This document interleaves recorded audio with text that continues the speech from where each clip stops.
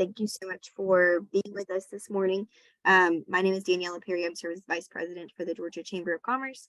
Excited to be with you all again this morning. A quick thanks to our anchor investors.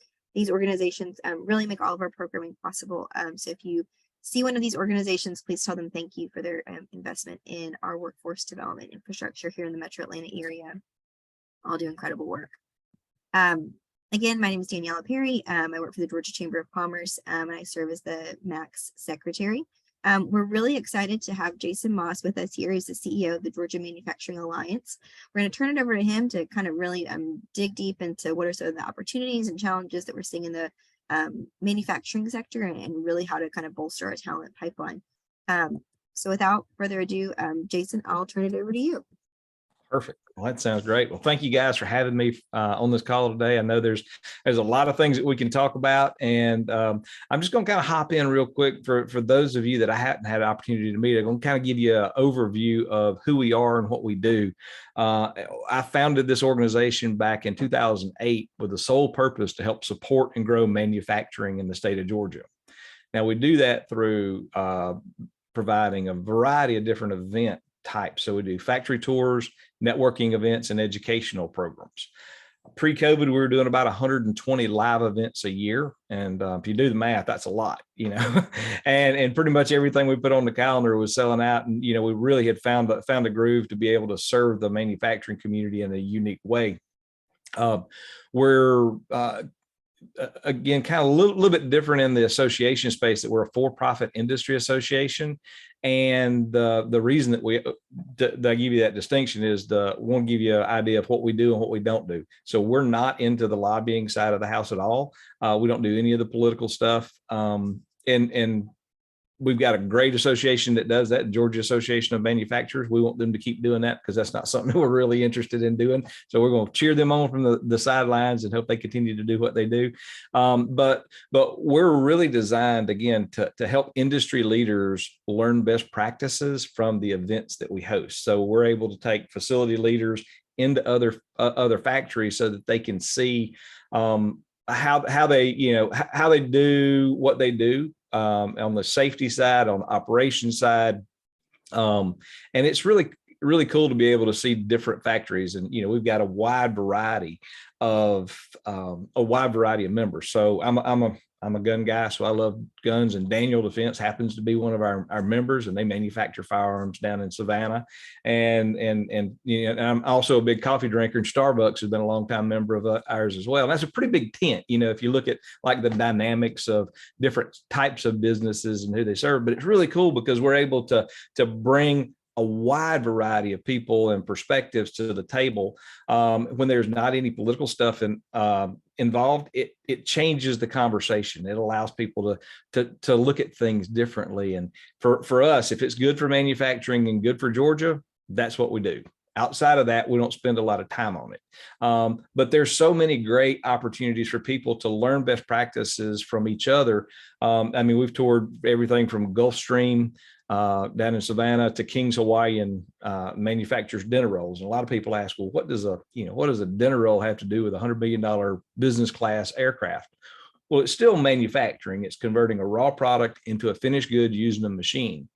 And we have found that people, when you get them way out of their industry, we could take somebody from Kia that manufactures cars to another car factory. Sometimes they allow you to do that, and mostly they don't. But they could pick up little bitty, improvements. But when you take them way out of their industry, we found that they get the biggest benefit because they're able to see things from a different vantage point. And so that's what we do. Primarily we do, we're not doing quite as many as we were doing back pre-COVID, but we do factory tours, networking events, and educational sessions. And that keeps us pretty busy. So that's who we are, what we do. And then some of the challenges that we faced, I have found that when I go around the state and I talk to different executives and leaders in these facilities, I get pretty consistent feedback on what they're running into. Supply chain, as you guys might imagine, that has been a long running challenge, and it got compounded through COVID, but we found a lot of holes in that supply chain, and we're trying to get those backfilled as fast as we can.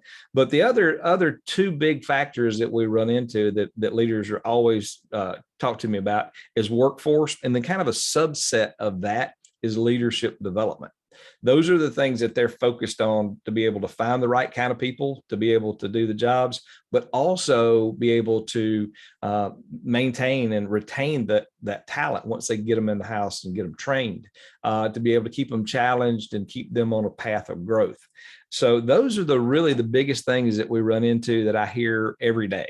And I'm really excited to be partnering with you guys at Max and trying to get these organizations together, because there's a huge need. Every factory, every manufacturer that I'm aware of in the state of Georgia has got open slots. Now that number varies. Sometimes they have a lot more openings than other times, but the manufacturing sector is growing. Give you a little bit of statistics. Some of you, I know that not everybody in Max is manufacturing, so I'll kind of give you a little bit of a rundown of the space. When I ask people how many manufacturing facilities do you think we have, it's funny when you get feedback. I did a class over at local college and asked a graduating class how many facilities did they think we had in Georgia. One brave soul stood up and said, I think we probably have at least 50 factories in Georgia. And another one, kind of piped up and said, maybe 100. The boldest person in the room said they thought we might have, just in excess of 500 manufacturing facilities in Georgia. Well, the reality is we have over 10,000 manufacturing facilities throughout the state of Georgia. And that accounts for about 10% of our economy. We got about 440,000 people every day that go to work in manufacturing and making good products. And that's a big piece of our economy, but the average consumer doesn't know anything about it. And so I think that part of my job is to try to bring awareness to the great careers that are in manufacturing, because we have a need for that, and get people to think about manufacturing as a potential career path for new folks that are coming on board, and people kids that are coming out of school. And then as our market changes, being able to attract more people into the space when other industries maybe, are in transition. We're seeing some stuff in retail, as you guys know. There's a little bit of flex there, and hopefully we'll be able to position manufacturing to attract that new talent into the space. And I've been working with Bobby Dodd for several years. Love Joe Paolini. He and his whole team over there are just phenomenal. And that's kind of where this connection came through. But the work that they do, we know that in that space, manufacturing it's a good fit for everybody. It's a win-win across the board. And from everything that he's told me and all the conversations we've had up to date, there's a lot more that I don't know about that I'm excited to learn about and bring to our manufacturing community. So that's kind of, in a nutshell, that's why I'm here and on the call today. And hopefully, if you guys got any questions, I'll be willing to see if I can answer those as best I can. Thanks so much, Jason. Appreciate the overview. Certainly hit a lot of high points. So just a reminder for everybody, if you've got questions for Jason, feel free to put them in the chat, and we'll be working through all of those. But make sure you share all of your questions about manufacturing and how you as providers or different entities in the workforce development space can get involved. So Jason, again, I appreciate your time this morning. I know that you mentioned those the biggest challenges, and workforce was one of them. But coming up from a recruitment standpoint, I know what we hear from a lot of our manufacturers from the Georgia Chamber perspective are facing kind of difficulties in this recruitment of that next generation of talent. Maybe they are counselors, don't have a quite accurate picture of what employment looks like in the manufacturing sector. Maybe their teachers don't, maybe parents don't, and they're not kind of able to guide that next generation of talent towards a manufacturing industry because of some outdated or preconceived notions. So I was wondering if you could kind of share what y'all are hearing from your members in terms of strategies to work through this. We've partnered with the organization Be Pro, Be Proud. They're an affiliate of the Georgia Chamber to think about how we get these opportunities. But we'd love to hear what you're hearing from your members. Mm-hmm. Yeah, that's a great question. And the big challenge that we're faced is as people are coming into the workforce, that's a big issue, is trying to get people to look at things. I'll tell you a little bit of story. I went to McDonough Elementary School. Actually, it's called McDonough Primary back then. And we took a couple really interesting field trips. And I was in the first grade, and they took us to Hateville and to the Ford factory. Now, a 7-year-old kid, I will never forget the day we walked through this factory, and the smell of the oils and the machines running and the big thump of that, those presses going all the time. And they were rolling in steel and rolling out cars. And I was just fascinated. I was like, this is a really cool potential career. It gave me the opportunity to see something really different. If I win the lottery, what I'm going to do is I'm going to buy a bunch of school buses. We're going to go around and pick up all the kids from the elementary schools and just take them into facilities so that they can experience that, because it had a profound impact on me from then on, because I was able to look around in the parking lot and see those cars that had just been manufactured from nothing, and it was, I think the more that we can get engaged earlier and earlier in the educational system, I'm not going to beat the dead horse about, our educational system. We got a great group, all the way through K through 12, technical universities, all the bits and pieces. We have some really great talent, but the perception of manufacturing, it's that dirty, dead end, dangerous job that you do when you can't do something else, but as soon as you take somebody out of their element and walk them through some of these factories and let them see how they're manufacturing aircraft or automobiles. Now, there are some, I will admit, there's some maybe other than pristine manufacturing conditions in the state of Georgia. That's just the reality of it. But there are a ton of opportunities that are out there.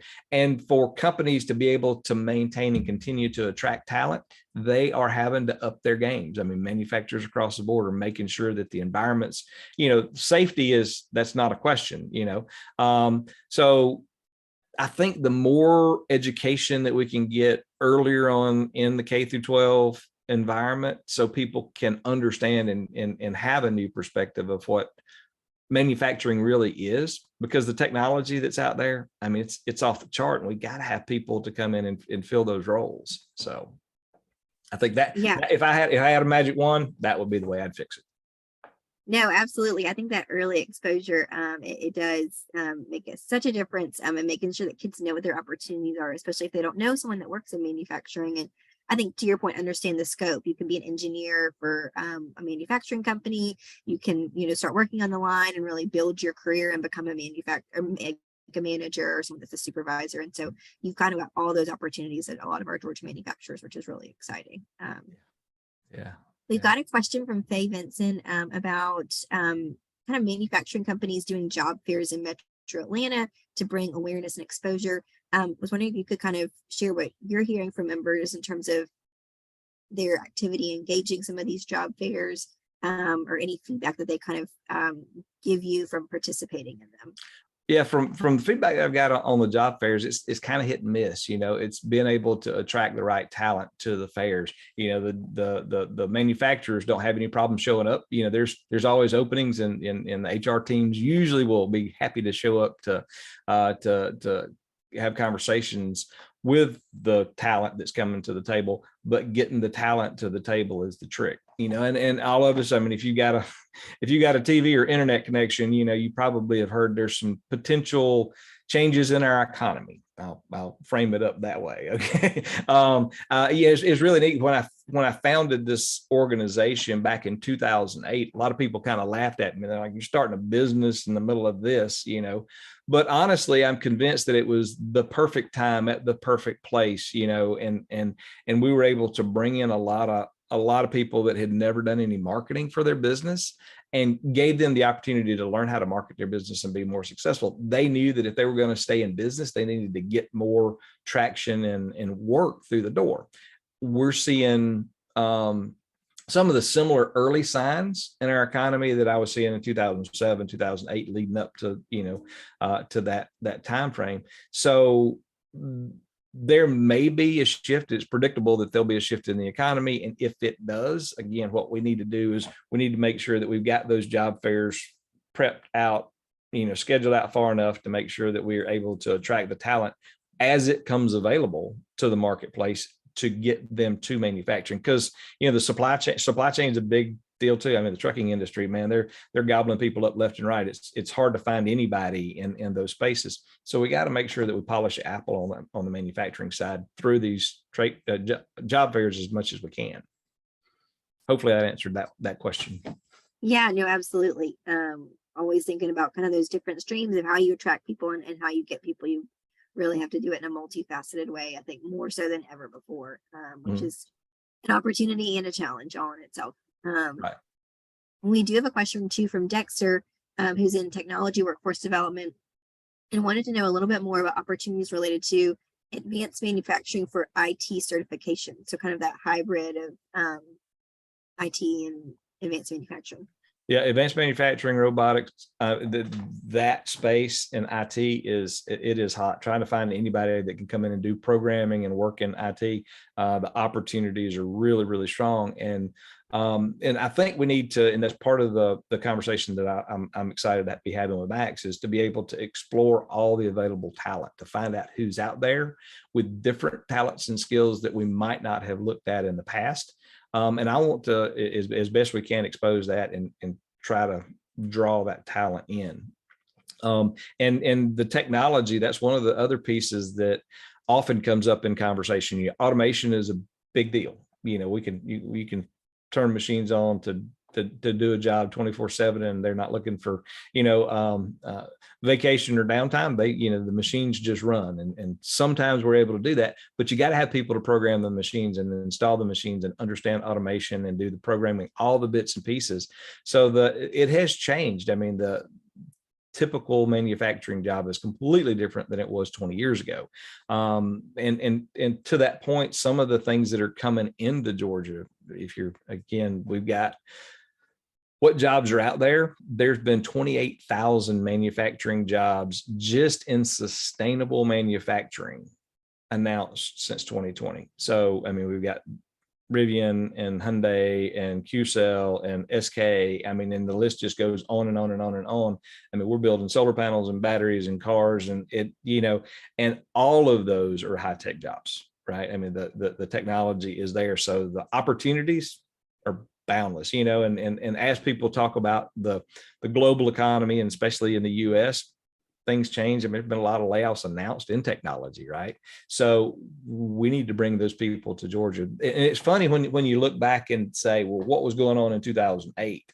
Well, if 2008 was when they opened up Kia, right?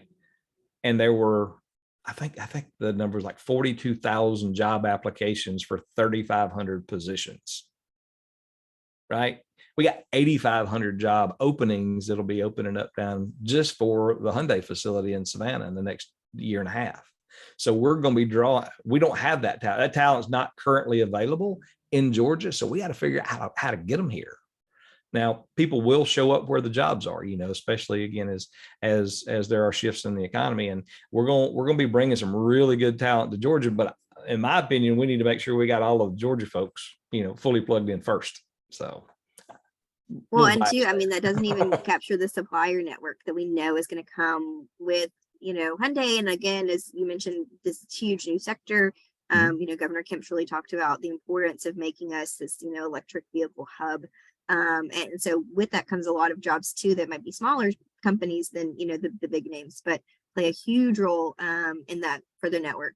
So glad you highlighted that. And I do just want to piggyback on the automation piece. I think that a lot of folks, think that if you just have this automation that robots are replacing humans, and that's really not what it is. It really is about humans kind of eliminating those super mundane tasks and getting the opportunity to advance their skills.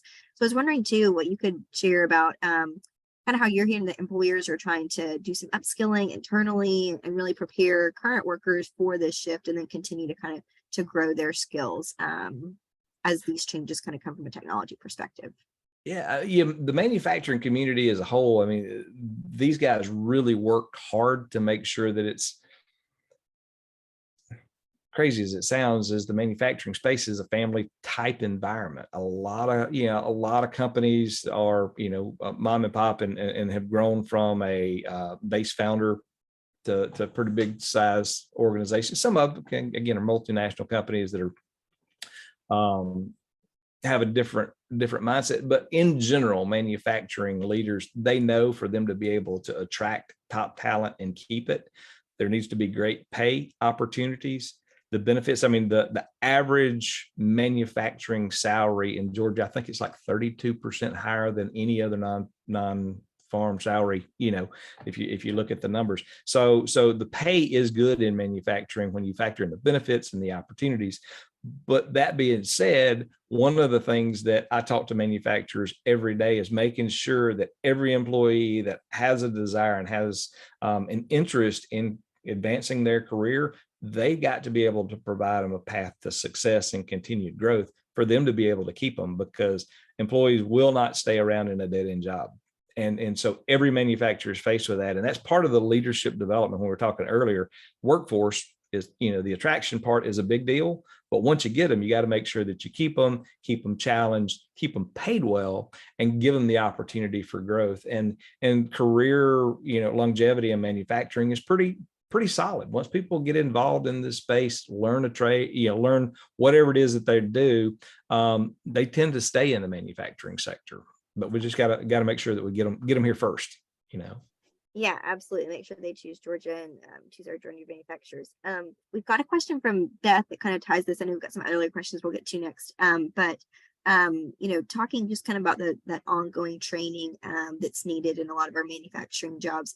Beth from the technical college system and wanted to know if there's some specific training, trends that you always hear that manufacturers are needed. I know a lot of our manufacturers, or at least Kia, has Quick Start, which has been a huge role and to kind of help them really develop that workforce. But are there some consistent like certifications or training opportunities that that you hear manufacturers say that they need a lot for their employees? Yeah, across the board, maintenance techs are a big deal. I mean, and on the supply chain side and manufacturing, if you right now, fork truck operators are in high demand, and that's not directly in the manufacturing space, but those two pop up all the time. Anything in the automation and programming on the technical side is a big deal, and we are sorely lacking the talent to be able to fill the roles that are in there.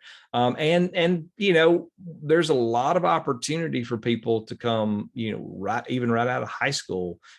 It sounds kind of crazy and doesn't sound real glamorous, but we need people, we need screw turners that want to be able to grow and build a career, a dependable long-term career that pays really, really well. And there's great apprenticeship programs that most manufacturing companies have to be able to bring folks in, get them trained up. If getting certifications is a path that the company needs, then sometimes that fits and sometimes it's not required, so. But yeah, the TCSG, I mean, we're blessed to have, the technical colleges and the university systems in Georgia. As I go around the country, I talk to different folks. We are definitely a shining star in the manufacturing space, which is a great place to be. Yeah, absolutely. I know a lot too of our manufacturers. If you kind of do come in just with your high school diploma, they will make sure that you are getting those higher education if you want to. If you want to go back to the technical college system and get a 2-year degree, get a certification, if you want to go to a 4-year degree, they'll actually pay for you to do that too. So I think to your point about advancement and creating those opportunities, I think our manufacturers are taking care of a lot of their employees, which is great. Yeah.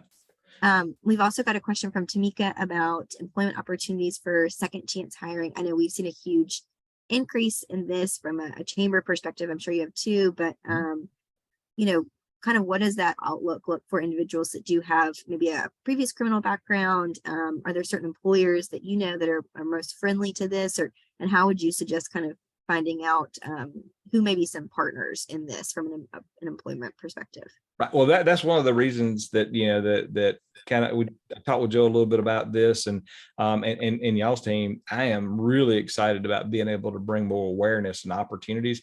Every manufacturer that I know that is working through folks that the second chance programs that are out there, they've been for the most part, really, really successful. There's always outliers and that kind of thing, but for the most part, manufacturers have found that is a great resource, and it's a win for everybody. And I want to be able to play a part in figuring out a way that we can get more awareness and just more education throughout the manufacturing community that these programs exist. That's not so I'll take full responsibility up to this point that I have not done a great job in bringing that to the table. But this organization and the combination, I think, is going to be very fruitful for all the folks that we've got involved in GMA, because we've got the need for sure. And I think that now's the time to be pulling the trigger on that.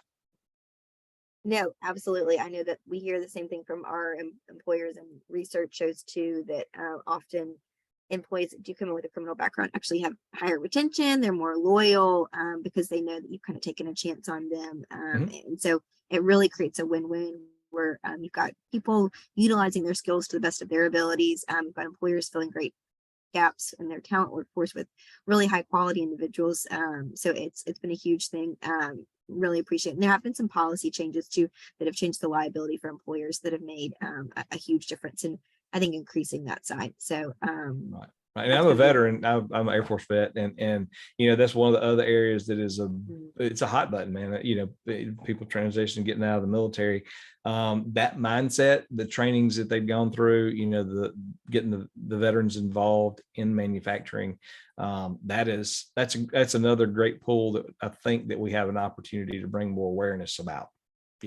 Yeah, absolutely. I think Georgia has one of the top largest veteran populations in the state because of our huge number of military installations. So it's a great opportunity, again, to your point, keep that talent here and make sure they know how they can plug into our great manufacturers and our workforce as a whole.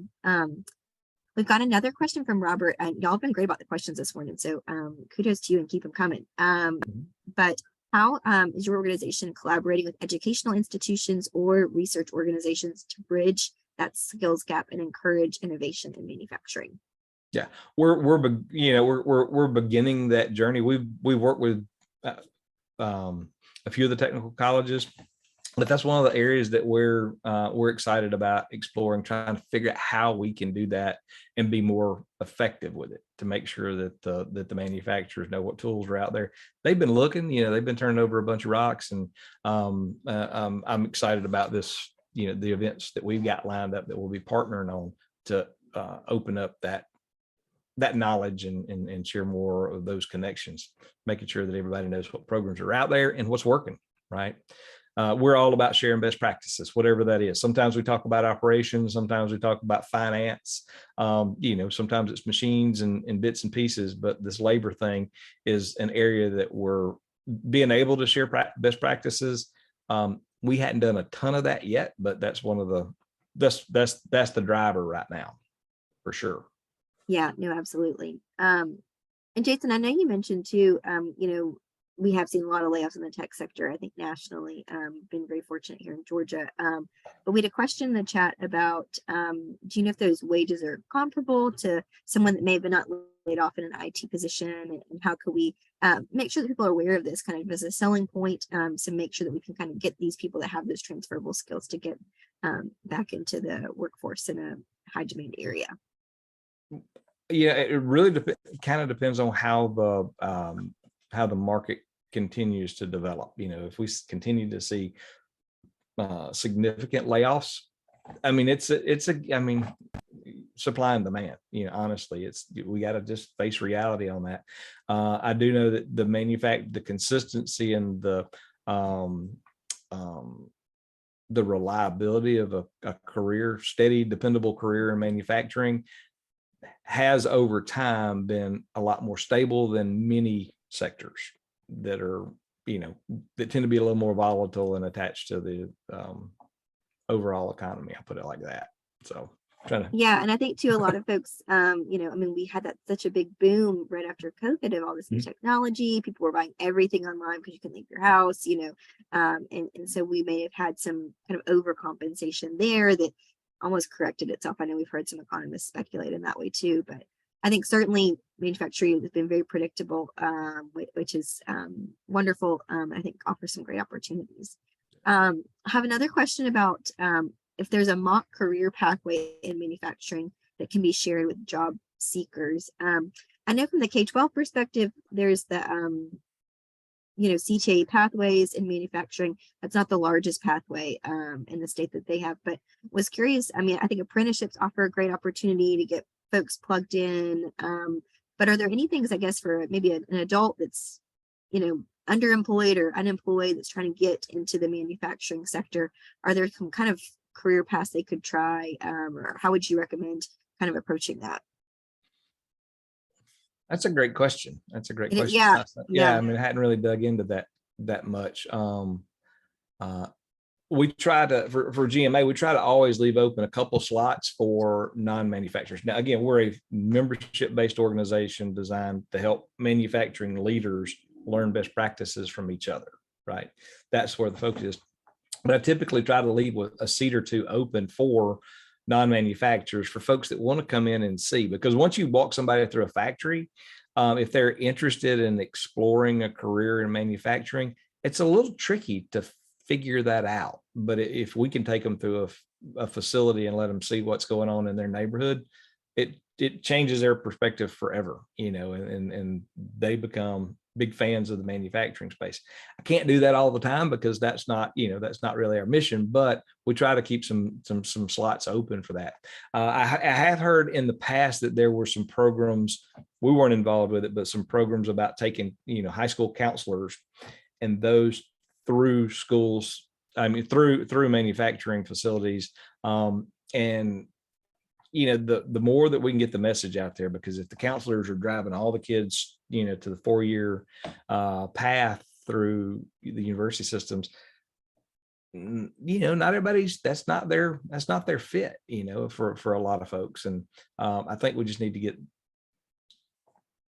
that's off topic of the question, but I think the more that we can get out there and get the counselors in the school systems, K through 12, to support the manufacturing and the trades, the better it's going to be for everybody. I mean, when I was growing up, I graduated from Henry County High School, and we had a shop class, right? And that was, there was welding and automotive and a variety of things like that. It's not the same educational system that's available today through K through 12. I think we need to get back to that. Yeah, absolutely. And I think too, to your point, we've got some of those pathways with our high schools and kind of a captive audience. I think finding individuals that are adults that have maybe removed from the workforce, it's harder to capture those folks and to kind of expose them to these opportunities. So I think, Glossy, it's a great question, because I think that's kind of part of the challenge that, employers are facing, is it's hard to get, individuals that are adults that are trying to get back in the workforce, and to expose them to these opportunities. To your point, Jason, it's, how do you find people and expose it? So maybe that's something that, we can, I know you're hosting, I think Max Talks in a few weeks at, I think, Alcon, which is a great opportunity. People are looking to figure out, what employment looks like and how this looks in a, how this could benefit your clients. I think that'd be a great opportunity for people to kind of see firsthand, so you can get an idea. But we'd love for you to share too, just a little bit about that while we're on that. Yeah, and that's one of the things that we love to do. Again, we got to figure out how it makes sense. Yep. I love doing facility tours. When I walk somebody through a factory and I see their eyes just light up and they say, oh, the things that I see on the shelf have to be made by somebody, and we make them right here in our backyard. It's fun to see that awareness, and people understand that, when you go pick something off the shelf in the store, somebody had to make it, right? And they a lot of times don't connect to that. And get them through a facility where they can see that. I'm really excited about doing this event. June the 16th, we're going to be one of our long-term members and sponsors, Alcon. Shay Foley is the general manager over there, and I've talked to him about partnering with you guys to bring this group in to see that facility. So over in Alcon, they manufacture 5 million contacts a day. So that's a lot, right? They got about 2,200 employees on site, and they've got to produce those 365 days a year. It is a manufacturing marvel to go in and see how they do that. And now, again, those guys get paid to make contacts. They don't get paid to host tours. So, they just can't, they can't have flow of people just walking through trying to find out if manufacturing is a good career for them. So when we can take leaders from y'all's team to come in and see and get a real experience so that you can share that message out in the community, those are great paying jobs in a good environment. There's steady, stable, opportunities. So you guys are going to be able to do that. So you do need to, if you're interested in attending that, we have a very, very limited amount of tickets that are available. If you go to georgiamanufacturing.com and then go to the upcoming events page, and you'll be able to scroll down through the upcoming events page, and then you can click to register. So we have, we're basically going to do a tour in the morning. We're going to do a lunch and learn, and then we'll be doing a tour in the afternoon. So we're going to break it up into two smaller groups.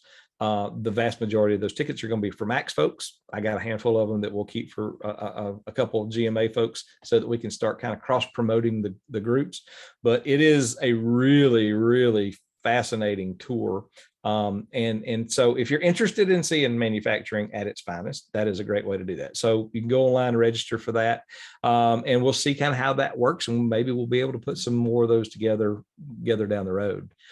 That's what we do all the time. And when we do tons of tours, but being able to do this joint tour, I'm really excited about, because I know the influencers that you got in y'all's community and the knowledge base is something that our manufacturers need to hear more about. Yeah, no, absolutely. And I know we're really excited. I'm personally very excited because they manufacture my contacts that I use every day. So I'm excited to see it firsthand how they're made. Yeah, I know it's so exciting to kind of really see that full scope. But certainly I think remembering that our manufacturers are there to produce products every day. And so we're trying to find that way to keep them productive and producing the things that we need on a daily basis. And also making sure that we get, the workforce pipeline to support all their operations. And excuse my dog this morning. We have a tree company here. So, full COVID things. But we've got one question about what certifications are in high demand for the manufacturing industry. Welding is always high demand. All the things, anything in programming, as far as automation is a big deal. And maintenance technicians, again, there we could use thousands more of them throughout the state. There's a great opportunity for a variety of different careers. The certifications, again, would be robotics, cobotics, automation, and programming. Those are probably some of the hotter career paths that are open. And I know too, I think the technical college system has like certain parts that are, listed as high demand and all those things. So we can maybe see if we can share some of that information too, just for folks. It's kind of a resource. But I think almost everything in the manufacturing space is in that high demand sector. I think to your point, it's just, it's a huge part of the Georgia economy, and it's a huge growing part, which is really exciting. So it certainly offers a lot of opportunities. Yeah. We've got one more question about, can you share a list of companies that are felony friendly? And I don't know if y'all have an internal list of that. I don't know that we do. I think, so much of it is kind of just building those relationships with employers individually and kind of learning what their practices are. And then, learning if, through education and outreach, I think that you mentioned, Jason, of kind of doing these events and sharing those options. If you can work with companies to maybe change their policies, but we'd love to know if y'all kind of track that. We don't currently, but that's one of the things that we're, again, I'm looking forward to figuring out a way that we can survey our members and pull those data points in that we'll be able to share. There are a few that I'm aware of, but I don't have a comprehensive list by any stretch. But that's something that I think that will be helpful. But I will tell you, one of the other things that we didn't talk too much about, I kind of touched on it, was the career opportunities. That there's so much in sustainable manufacturing. Honestly, I'm probably not the best poster child for sustainable manufacturing. That's just not been an area that I've spent a lot of time with, candidly. But a group out of the UK. So we hosted the Georgia Manufacturing Summit for 6 years and had a great show. We were expected to have a little over 1,000 people attend the 2020 show. And when that got canceled, we kind of pump the brakes on that. But there was a group out of the UK that was doing their first year trade show in Georgia, and it was the Greener Manufacturing Show in 2020. So their event got canceled, my event got canceled.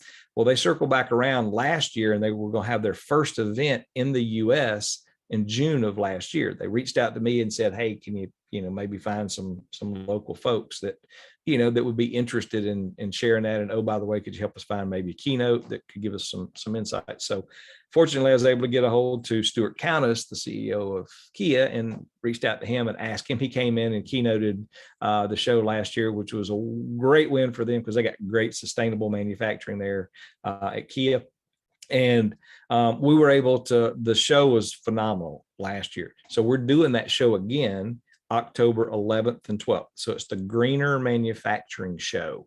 And again, the group out of the UK is primarily doing the show. We're helping promote, that kind of from within. And then any company that's interested in sustainable manufacturing, either if they need to learn more about the process of being more sustainable in their manufacturing, or if they manufacture sustainable products, solar cells or batteries or EVs, that kind of thing. We're going to be able to showcase those at this event, and there'll be people from all over the world. They'll be coming into Atlanta for this event, and it's going to be a great opportunity to highlight the success that we've got in that space and our, and our future plans, and be able to, if they're suppliers, being able to have them plug into Georgia companies from around the country to be able to, there's a lot of mandates that are coming down for companies to be more sustainable. And I've never been to a trade show that had a higher level of executive leaders walking the floor, because these folks in the C-suite got some mandates. They got some boxes that they need to check, and they need to go learn how to check those boxes.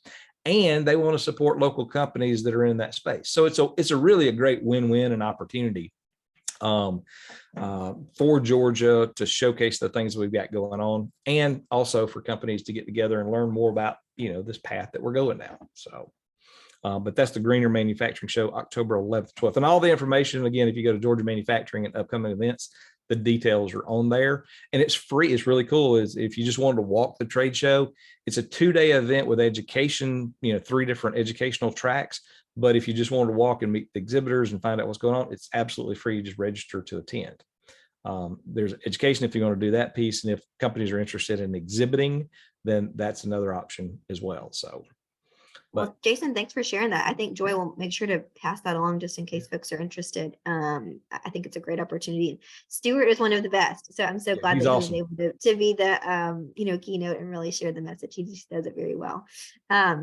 And Joy, I'm so glad you mentioned that Georgia Justice Project does have that partial list. I know they're a great partner, and they've presented on Max Minutes before too. We've worked with them on a number of issues. And so I think too, if you've got specific questions, I know we're happy to connect you with their team. And I know they work with employers every day that can be a resource on that second chance hiring piece. Mm-hmm. Jason, we got a question about, is there a centralized job board specifically for manufacturing companies in Georgia?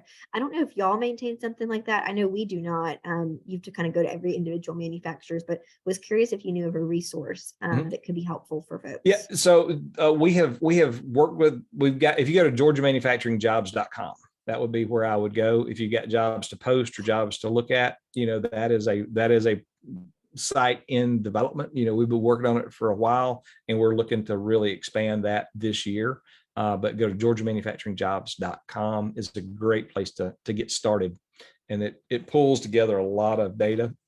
A lot of our members post positions out there, and not just GMA members, people from all over can plug into that. It's a good place to. Yeah, absolutely. Good place to run. We've got another question from Lisa with Goodwill of North Georgia, working with the Manufacturing Institute, highlighting a second chance programs with a group of manufacturers, and Shaw Industries is one of those partners. So that's a great program, and thanks to Goodwill for all y'all do. I think we've certainly got so many programs that are working, which is really exciting. So it's nice to make sure we're highlighting those as well. We've got a question from Tim about, to what extent are you seeing companies utilizing the local workforce development boards as a source for employees obviously those boards are funded by WIOA dollars. I know that, we've heard of a lot of employers that are actively involved in those workforce boards. I think sometimes the challenge is there's kind of overlaps here and people are plugged in this place and this place and they feel like they go to 12 meetings a day. But Jason, would love Right. your thoughts. Yeah, it's about the same here. We're hearing some great results in some areas, and some opportunities for growth. I think the more that we can consolidate these conversations and get it all under one roof, that's where the magic's going to happen. Because a lot of people, we're all pulling on the same rope, just different strings, right? It's just different times, and this will give us a chance to kind of consolidate that effort and get the results that all of us are looking for. Because there's, again, Yeah. that 30,000 or 28,000 jobs, we're looking right down the barrel at that, and that is we got to we need to figure out every potential resource and get that to the table now, right? Yeah, and I think the WIOA dollars are huge to help employers and individuals. I mean, they open up so many opportunities, but it's being able to leverage those effectively, having the employer know how they can use them, the employee, and I think education is the biggest thing. I think education, right, and that's what I know. TCSG is a huge partner in really helping, employers and individuals that are job seekers to kind of figure this out together because it's complicated. There's a lot of federal reporting, and it's not for the faint of heart. So always you go got to to be your fully committed, right, to make that happen. right. Yeah, this is a all-in kind of thing. So certainly I think the technical college system, your workforce boards are great partners, but I think to your point, we often hear of members that are involved in 12 different things and they feel like they say the same thing in every one of them, which can be a little frustrating to your point when you're trying to produce a car or try to produce some contacts and, drive a business and, manage everything else that's happening. So it's certainly something I think you need everybody in the workforce community on the same page to really tackle this in a productive way. Right. Well, Jason, I know we're getting a little closer on time. So y'all, if you've got questions that we haven't answered, please make sure you're adding them to the chat. But Jason, I know that you've really talked about excited about this partnership with Max, because we do have a lot of providers that are working directly with those job seekers. I know we've talked a lot about kind of this indirectly through a lot of the questions we've had, but what advice would you have for providers, workforce developers that are looking to work with manufacturers to kind of create some of these partnerships to assist their job seekers in finding employment? Kind of any best practices or takeaways that you would say to kind of have prepared before you go to a manufacturer? What's kind of the advice there? Right. I would say it would be beneficial for me to be able to communicate the different programs to the manufacturers that we've got. If you can keep it super brief and straight to the point. Everybody loves the 40-page brochures and all the bits and pieces. If it can't fit on one page, tell them what's the benefit to the manufacturer, what availabilities are there, what are the challenges that are faced by it, and why you need to dig in to learn more about it. If you can give a one-pager about what is this program about and how can it directly benefit the challenge that you have filling positions in your manufacturing facility, that's something that manufacturers can slow down long enough to look at. But don't send a 40-slide presentation deck and tell them to flip through it, or expect them to spend 2 days learning all the intricacies about the program. Give us the highlights, tell us what it can do, and tell us quickly.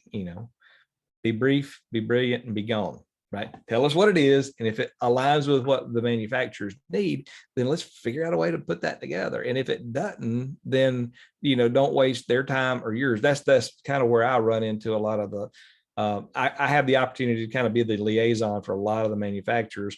Does this program work? If you bring it to the table, the good and bad about GMA and the good and bad about manufacturing is they talk a lot. And if you come in and say, I got this great program, and it takes 6 months and 3 staff to be able to get together to get $1,500 worth of benefit off of an employee that may or may not qualify, that message gets around really, really, really fast. But if you come in and can knock it out of the park and provide the resources and the people that manufacturers need, and it's smooth because they get paid to make stuff, right? They don't get paid to do government projects. Just being candid. That's just how it is. But if we can put that together, there's a need out there. That's the piece that I would say that has been missing that I hadn't found yet. And maybe it's already there, and I'll find it next week. And you guys, I'm sure you will be pointing me to that as soon as we can. But that would be the biggest thing for filling the need and making a win-win for everybody. One pager, what does it do? How can it benefit? What are the gotchas? What are the questions? What do we need to be looking for? And then be able to run it from there. The more clean, clear communication that we can have for everybody, the bigger the win. Because the last thing you want to do is have somebody spend 6 months on something and it, not know about all the little pieces until kind of the end. So that would be my piece. That would be my recommendation. And hopefully we'll be able to put that together for sure. Because we want to be, everybody that wants a job needs to be working, and we want as many of them in manufacturing as we can get. No, absolutely. I think certainly we hear that from a lot of our manufacturers is that, they want it to be a kind of a seamless process of sharing those opportunities and how they can plug in, which is, I think, makes a lot of sense. We've got one question about, is there a list of manufacturers that offer interns? I don't have that data directly, but I know that there are several manufacturers that do, and just kind of by area, but no, I don't have a comprehensive list of internships, companies that offer internships. And I know that TCSG's kind of got a list now too with their apprenticeship program, that I know Brandon Owner, when he was on with a few weeks ago. So we can kind of share that back out again too, because I know that's a great opportunity with the apprenticeships and internships, just getting folks exposed. So we'll see what resources we can pull back together. Because I know that's always something that's very helpful, but I think it's always they're individual companies, so they all offer something different, which is a good thing and a challenge too when you're from a workforce perspective and you're trying to create this big top-down system and get lots of folks plugged in. Going to over 10,000 different websites can be a challenge too. Yes. So challenges on all sides. Well, we've got just a couple minutes, so anyone, if y'all got final thoughts, but Jason, just want to thank you again for what you do, working with the Georgia Manufacturing Alliance, especially being that liaison. We're really excited about this new partnership with y'all, and I know we're really excited about the visit to Alcon, so we can get some contact samples because I'm running low. So if you are in need of contacts or in need of learning about workforce development, I will share my screen real quick, and I think we're going to share that date again for the date. So yeah, here it is. Max Talks with Alcon, powered by the Georgia Manufacturing Alliance. These are the options. So I know Joy will send out a link with all the information too about how to get plugged in, but these are kind of your options for the morning or afternoon tour. As a reminder, these slots are limited, so make sure if you are able to join us, sign up sooner rather than later. Yes, and I will say, please, if there's any question, if there's a possibility that you won't be able to make it, please don't take a spot, because we've only got, it is a very small amount of tickets that we have available. So unless you know for sure you're going, make sure if you sign up that you show up, because if you don't, you'll block somebody else from being able to attend that otherwise could have. So absolutely, stay committed, visit with us. We're excited, but make sure that you're able to join us in person. It'll be a lot of fun. We all miss each other. So there you go. We'll have the overlap during lunch. So both groups will be able to come in and sit and talk with the leadership at Alcon. They've had some great growth, and it is really cool to see what they're doing as far as workforce development. Shay Foley is one of the nicest guys you'll ever meet on the planet. Super great guy. You'll get to enjoy meeting with him and sharing some of the programs that are available, and also learn from some of the things that they've done that were wins, and some things that they would not do in the future. We got him teed up to share some of that. Yeah. No, I think, fail fast and learn from it, I think, is always what you need to do. It's not a bad thing to fail, but just do it quickly and figure out a solution to come from it. So all good things. And then we've got our next Max Minutes on Friday, June 23rd. It's going to be around supportive services of the Department of Human Services. So please join us for that one. We're excited about that session too. If you're not a member of Max, please join. I think you'll realize we've got tons of great benefits. These are some of the highlights here. If you've got questions, please email Joy Wilkins. She'll be happy to tell you everything that you could ever need to know, and steer you in the right direction. But would love for you to consider to join Max as well. Yeah. We do have, I do want to just give one other plug. We do have a tour we're going to be doing on the 25th of this month, next Thursday, at a company called ASI, and they're up in East Denali. It's a manufacturing company that does metal fabrication, and they're one of the world's leaders in manufacturing lockers and partitions for gyms and bathrooms and that kind of thing. So it's a really cool. If you got, we've got a couple non-manufacturing slots available for those that were asking about seeing what manufacturing is about. That, we will open a couple tickets up for that for Max folks. Okay, well, thank you, Jason. So is the best way to contact Joy for those slots? Just go online. Just go right Okay. online to the Georgia Manufacturing and go to upcoming events. All of that stuff is under upcoming events. Yeah. Perfect. Well, Jason, thank you for thinking of us. I know we want to get more folks exposed. So if you can't go to the Alcon visit, this is another great opportunity for you. Yeah. Very cool. So again, a special thank you to our anchor investors. Grateful for all they do to support Max programming. Jason, again, thank you to you for being with us this morning and all you do. And without further ado, I'll close it out. Thanks everyone for being patient with our chatty dog this morning. But hope you all have a great Friday and a great weekend. Look forward to seeing you soon. Thanks a bunch.